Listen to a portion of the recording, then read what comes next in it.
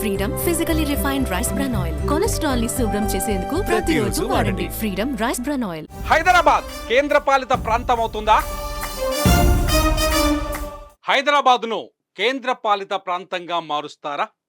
2024 June 2వ తేదీ తర్వాత హైదరాబాద్ మొత్తం కేంద్ర ప్రభుత్వం ఆధీనంలోకి వెళ్తుందా?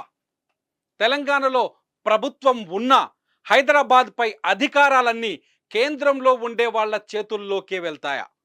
బీఆర్ఎస్ ఆరోపిస్తున్నట్టు మోదీ మదిలో హైదరాబాద్ను కేంద్ర పాలిత ప్రాంతంగా మార్చాలని ఉందా? ఇప్పుడు హాట్ టాపిక్గా మారింది పాయింట్. కేటీఆర్ వ్యాఖ్యల తర్వాత హైదరాబాద్ను యూటీ చేస్తారనే చర్చకు మళ్ళీ తెర లేచిందనే చెప్పాలి. యూటీని కోరుకునేది ఎవరు? ఉమ్మడి ఆంధ్రప్రదేశ్ను విభజించి వచ్చే జూన్ 2వ తేదీకి 10 ఏళ్లు పూర్తవుతుంది. ప్రత్యేక తెలంగాణ ఉద్యమంలో ఆంధ్ర ప్రాంతం నుంచి వచ్చిన అతిపెద్ద అభ్యంతరం కూడా హైదరాబాదే. రాష్ట్ర విభజన కోసం ఏర్పాటు చేసిన శ్రీకృష్ణ కమిటీకి అప్పట్లో అందిన విజ్ఞప్తుల్లో హైదరాబాదే అతి కీలకం. హైదరాబాద్ లేని ఆంధ్రప్రదేశ్ను ఏం చేసుకోవాలి అంటూ పెద్ద పెద్ద డిబేట్లు జరిగాయి. హైదరాబాద్ను కేంద్ర పాలిత ప్రాంతంగా మార్చాలనే ప్రతిపాదనలు కూడా వచ్చాయి. కానీ రాష్ట్ర విభజన ప్రక్రియలో హైదరాబాద్ జోలికి ఎవ్వరూ రాలేదు.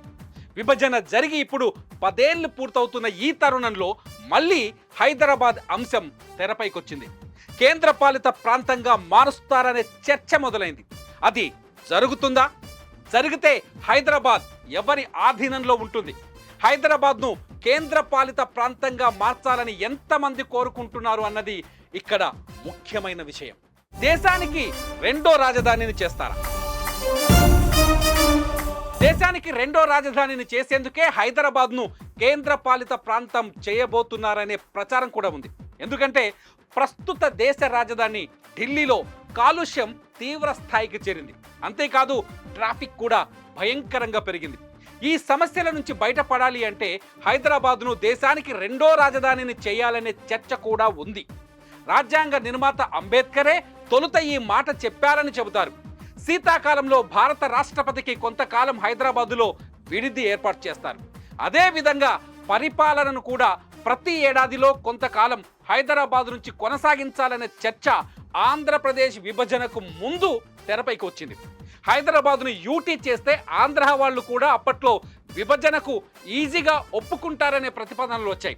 కానీ అవన్నీ వెనక్కి వెళ్ళి హైదరాబాదుపై ఎలాంటి చర్చ లేకుండానే రాష్ట్ర విభజన జరిగింది. ఇప్పుడు మళ్ళీ ఉమ్మడి రాజధాని గడువు ముగుస్తున్న సమయంలో హైదరాబాద్ను యూటీ చేస్తారనే చర్చకు తెరలేసింది. స్వయంగా బీఆర్ఎస్ వర్కింగ్ ప్రెసిడెంట్ కేటీఆర్ఏ మాట్లాడటం ఇక్కడ ఆలోచించదగ్గ విషయం. రేపు హైదరాబాద్ను దబ్బన 10 ఏళ్లు ఉమ్మడి రాజధాని అయిపోతుంది జూన్ 2 తారీఖు నాడు.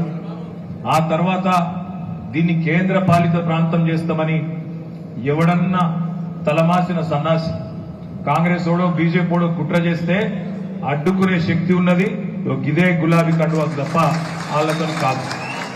యూటీని చేస్తే ఏం జరుగుతుంది? అసలు హైదరాబాద్ను కేంద్ర పాలిత ప్రాంతంగా మారిస్తే ఏం జరుగుతుంది? హైదరాబాద్ పూర్తిగా ఢిల్లీలో ఉండే కేంద్ర ప్రభుత్వం ఆధీనంలోకి వెళ్తుంది. హైదరాబాదుపై పూర్తి హక్కులు నిర్ణయాలు కేంద్రం పరిధిలోకి వెళ్ళిపోతాయి. కేంద్ర పాలిత ప్రాంతంగా మార్చినప్పటికీ హైదరాబాద్ని తెలంగాణకు రాజధానిగా ఉంచే అవకాశం మాత్రం కొంతవరకు ఉంటుంది. కాకపోతే హైదరాబాద్ ఆదాయం కానీ హైదరాబాద్ పరిపాలన కానీ పూర్తి స్థాయిలో తెలంగాణ ప్రభుత్వం చేతుల్లో ఉండదు. తెలంగాణ కూడా ఢిల్లీ పుదుచ్చేరి మాదిరిగా మారిపోతుంది. చట్టసభలు ఉన్నప్పటికీ తుది నిర్ణయాధికారం కేంద్రం నియమించిన లెఫ్టినెంట్ గవర్నర్ చేతుల్లో ఉంటుంది. తెలంగాణ గుండెను పెకిలించినట్టేనా? హైదరాబాదును కేంద్ర పాలిత ప్రాంతంగా మారిస్తే తెలంగాణకు గుండెకాయను పెకిలించి వేసినట్టు అవుతుంది. కేంద్రం విధించే పన్నులే ఇక్కడ అమల్లోకి వస్తాయి. రాష్ట్రానికి పన్నులు రావు. ప్రస్తుత తెలంగాణ రాష్ట్ర ఆదాయంలో ఎక్కువ భాగం హైదరాబాద్ నుంచే వస్తుంది. హైదరాబాద్ యూటీ అయితే ఈ ఆదాయం మొత్తం పోతుంది. ఈ ప్రభావం రాష్ట్ర ప్రభుత్వం పైన బలంగా పడుతుంది. సంక్షేమ పథకాల అమలు అసాధ్యమవుతుంది. అంటే హైదరాబాద్ వేరు, మిగతా తెలంగాణ వేరుగా మారిపోతుంది.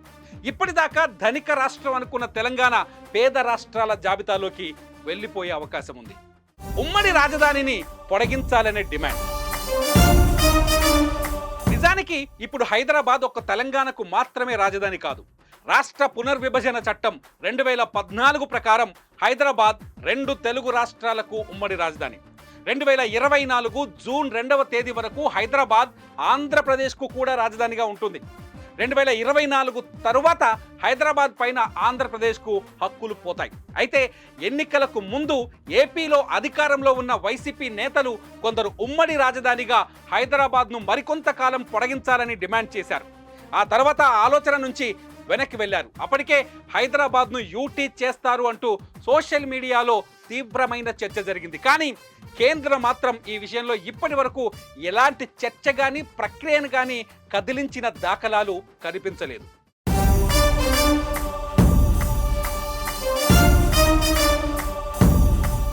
లాస్ట్ పంచ్ ఏంటంటే, హైదరాబాద్ను యూటీ చేస్తే తెలంగాణ ప్రజలు ఒప్పుకుంటారా? ఇక్కడి నేతలు అంగీకరిస్తారా? ప్రత్యేక రాష్ట్రం ఇచ్చిన 10 ఏళ్లకే ఈ ప్రక్రియ జరుగుతుందా అన్నది ఆసక్తికరం. చూద్దాం హైదరాబాద్ ఫ్యూచర్ ఎలా ఉండబోతుందో. మరి సుమన్ టీవీలో మీ పర్సనల్ అండ్ బిజినెస్ ప్రమోషన్స్ కోసం కింది నెంబర్కి కాంటాక్ట్ చేయండి.